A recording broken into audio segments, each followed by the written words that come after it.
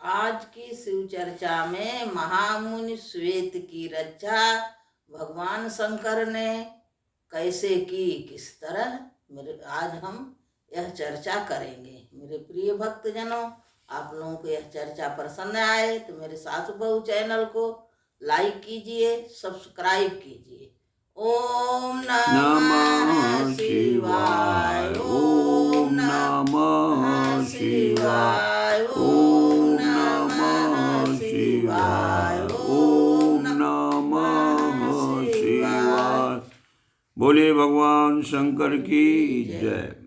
भक्तगण, कालिंजर में जो कालिंजर स्थान है वहाँ पर एक शंकर का भक्त राजा था। उसका नाम था श्वेत। श्वेत जो था परम भक्त था शंकर का। कालिंजर का किला उसी ने बनवाया। कालिंजर पर बहुत दिनों तक शासन किया। वे धर्मात्मा थे, प्रजा को सुख देने वाले राजा थे, सत्यवादी थे और शिव भक्त थे। भगवान शिव की आराधना में ही उन्होंने अपनी पूरी आयु समाप्त कर दी थी। उनका राज बिना उपद्रव का था, निरुपद्रव था। उनकी जो प्रजा थी निर्भय थी और राजा श्वेत की भक्ति के प्रताप से बिना जोते बोए ही अन्न उत्पन्न होता था। राज के ब्राह्मण तपस्वी और संतोषी थे। सर्वत्र मंगल ही मंगल था। व्यापारी ईमानदार थे। सेवक प्रमाद नहीं करते थे, आलस नहीं करते थे। किसी को भी रोग नहीं होता था, चिंता नहीं होती थी। यहाँ तक कि अकाल में कोई मरता भी नहीं था। राज में कहीं कोई दरिद्री नहीं थी, रोग या महामारी नहीं आती थी। धीरे धीरे इसी तरह से अति सुंदर शासन राजा श्वेत कालिंजर में करते रहे। लेकिन जब वो वृद्ध हो चले तो उन्होंने सोचा कि अब राजकाज पुत्र को दे दें और हम तो केवल भगवान शिव की अर्चन में लग जाएं। तो उन्होंने अपना पूरा राज्य अपने पुत्र को सौंपकर और पर्वत की एक गुफा में शिवलिंग की स्थापना करके वहीं भगवान शंकर की पूजा अर्चना करने लगे। और धीरे धीरे काफी समय व्यतीत हो गया। राजा और बुजुर्ग हो चले। जब राजा श्वेत की आयु पूरी हुई तो यमदूत लोग उनको लेने आए। जब यमदूत उनको लेने आए उस समय श्वेत जो राजा थे अब मुनि हो गए हैं, संत हो गए हैं, वो पूजा में लीन थे, पूजा कर रहे थे। यम के दूतों ने जब उस गुफा में प्रवेश करने का प्रयास किया तो उनके अंग प्रत्यंग निश्चेष्ट हो गए।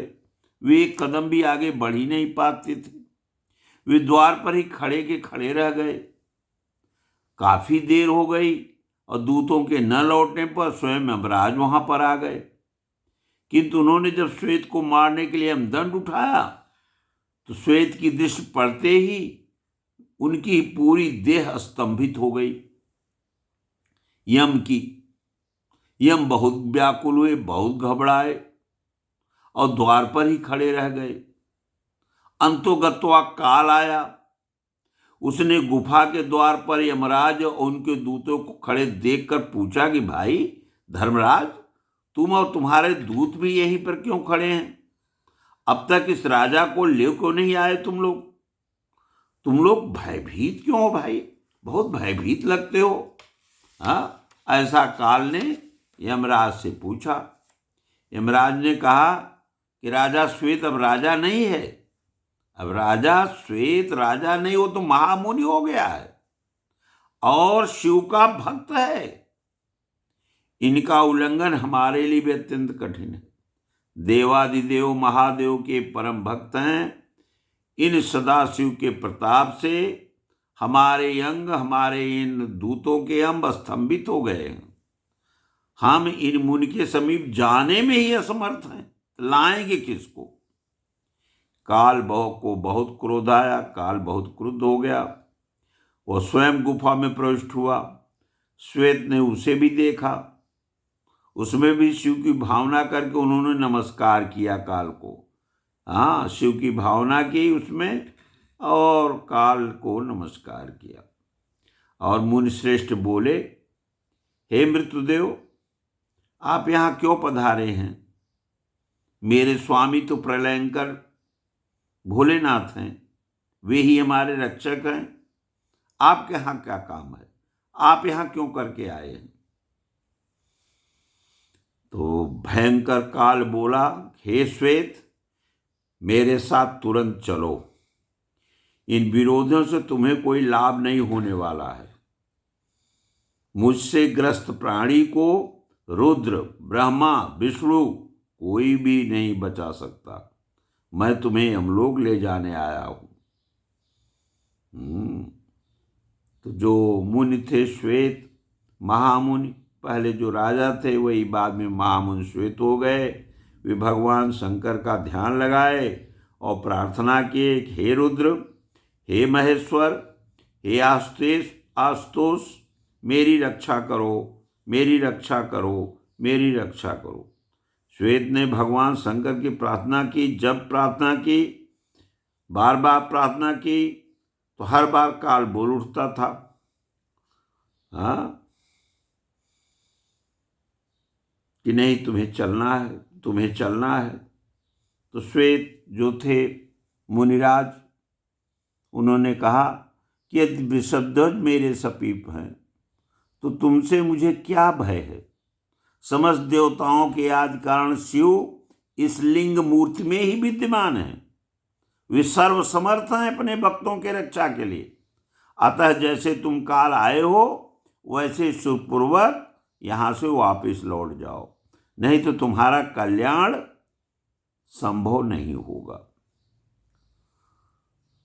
तीक्ष्ण दृष्टा, भयंकर, कृष्णवर्ण, कृष्णमृग, चर्मधारी, दीप्त त्रिशूल हस्तकाल क्रुद्ध हो गया। हाथ में पास लेकर बार बार सिंहनाद करने लगा। उसने अपने पास से श्वेत को बांध लिया और बोला, देखो मैंने तुमको बांध लिया है।